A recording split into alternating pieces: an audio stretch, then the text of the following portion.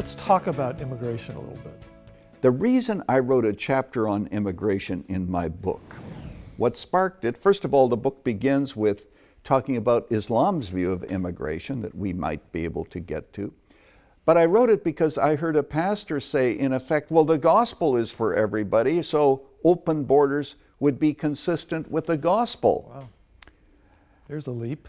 There's a leap, and it's a very, very dangerous leap and very naive leap. What I try to do in the book is to show the difference between the role of the state and the role of the church. And if we confuse the two, we're going to be talking foolishness regarding the immigration system and the immigration issue. The role of the state is to preserve order. It is to protect borders.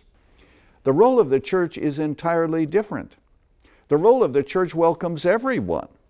I point out in the book that someone has well said that when the Good Samaritan found the man bleeding along the side of the road, he didn't say, well, are you here legally? What religion are you?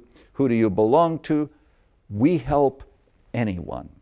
And I give examples of churches that are doing marvelous things with refugees from Syria and elsewhere. They are welcoming them into their homes. They're building relationships. They're helping them find jobs and go for various government agencies and opportunities. That's the role of the church, but it's not the role of the state. And if we confuse the two, we're going to be saying some things that are very, very unwise. You have written extensively about Islam. There's a real interesting strategic issue related to immigration and Islam. Tell us about that. It's very important for us to realize that when it comes to Islam, there's a different understanding of what their agenda is. In my book, I quote Andrew McCarthy, one of the most decorated men in Washington, actually, when it comes to understanding Islam and issues related to it, in which he says that we are deceiving ourselves because we don't have many terror attacks. We think that there is nothing to fear when it comes to Islam. He said this is national suicide. Because Islam's strategy is not terrorism, because terrorism has a backlash. Let's go back to 2003 when the FBI uncovered Islam's plan for America, the Brotherhood Plan for America. It does not include terrorism, but what is one of its opening statements? I paraphrase, and it says, by means of expanding Islam's presence through immigration without assimilating into the culture. That's number one, because what you have is a strategy of gradualism. The strategy is called civilizational jihad. And then it goes on through and shows all the things that they want to do. It's a 12-point program, which I have read. I'm sure that it is online. People can read it for themselves. And what does it have to do?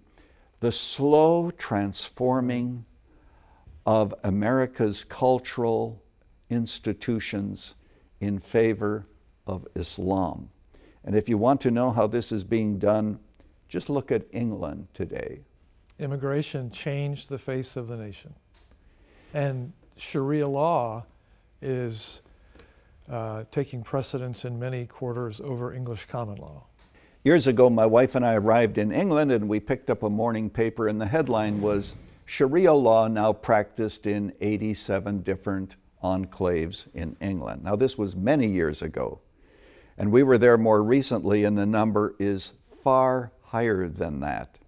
And what you have is Sharia law, which conflicts with English law, which conflicts, of course, with American law and its freedoms. That is being assimilated. And this document that the FBI uncovered points out that, first of all, Sharia law has to be insisted upon within Muslim enclaves, but then, of course, it is to spread throughout the rest of the country. And it is happening gradually, step by step. The fact is that America was founded with the idea that we can indeed have different religions, but we must accept the basic protections and guidance of the Constitution. but you have people coming to be here in America who don't accept the Constitution. How long can that happen before there are some very serious consequences? That's an issue that all of us must discuss and think about. Let's talk about the spiritual dimension of immigration. Isn't immigration an opportunity for the church to witness to Muslims in particular? I have often preached that we used to send people to the nations to share the gospel. Now God is bringing the nations to us. Yeah. And that's the role of the church. And that's why I salute those churches that have great ministries to Muslim and other immigrants, because that's our opportunity. So when people come into your neighborhood from a different country with a different religion, what is your responsibility as a Christian? Build bridges. Welcome them to your home. Let's make sure that we do all that we can to help them. That's our privilege. And God is saying, I'm bringing the nations to you. If we understood that, Frank, in many respects, this could be the church's finest hour.